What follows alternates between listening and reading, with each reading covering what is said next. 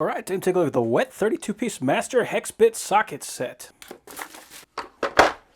That is nice. So I've seen some very big hex sockets. I have never seen a 19mm hex socket. That is a 1/2-inch drive, just a gigantic hex on there.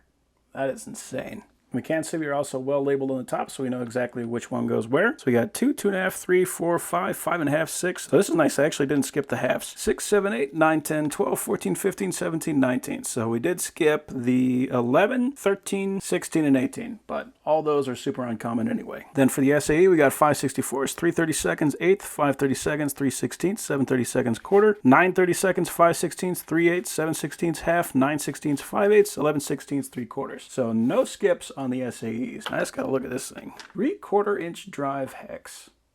That is massive. I also like that they didn't neck it down here on the bottom. So this is a full 3/4 from top to bottom. So here is a 14. You can see it is written on there, and it is chrome vanadium. It appears that this is S2 tool steel for the head, so that'll be very strong. You don't have to worry about this thing rounding off. And it has that slight tapered edge to make it easier to insert. And we can see on 2 of these, they are actually necked down there in the middle, but that is just so you can fit it into a 3/8 socket. If they kept that diameter, they would have to step it up to a 1/2 inch. So with this, you can still use a 12mm and a 3/8 ratchet, or a 1/2 and a 3/8 ratchet. So it does look like a very nice set, so I'm going to take these things to work, and I'm going to put them to work.